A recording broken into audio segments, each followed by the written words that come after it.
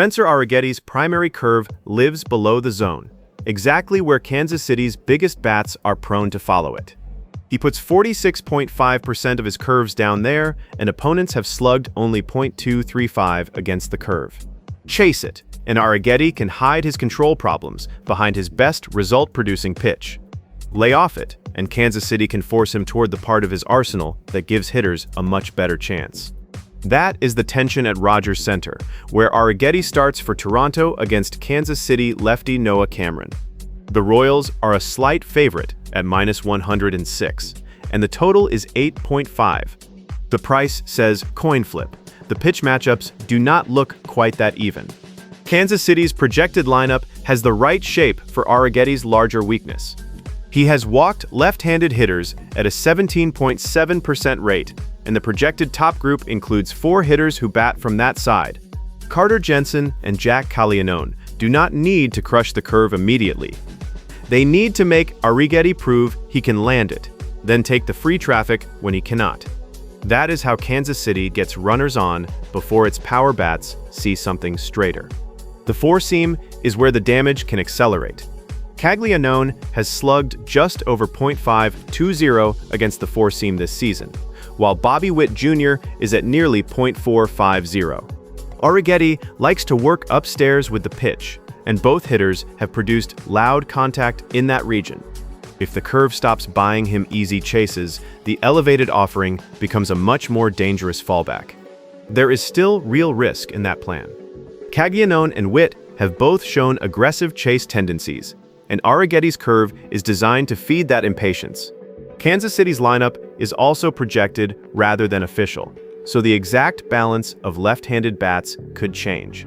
The Royals can attack his walks and his elevated mistakes, but first, they have to stop helping his curve. Toronto sees a more stable starter in Cameron, whose command has been much cleaner than Arrighetti's. Toronto's official lineup is loaded with right-handed hitters who own the traditional handedness edge, but Cameron has actually allowed less damage to righties than lefties. The Blue Jays have the textbook matchup without the pitcher-specific split advantage. Cameron's most used four-seam has allowed a little over .400 slugging, so Toronto does have something to attack when he works upstairs. But the Blue Jays have slugged only .366 against left-handed pitching as a group. They need to do more than wait for handedness to solve the matchup. They have to catch his elevated pitches before Cameron can move them toward the change in curve below the zone. Alejandro Kirk is Toronto's cleanest contact piece here. He is hitting nearly .300 against left-handed pitching, and his shorter swing gives him a better chance to handle Cameron's mix without selling out for power.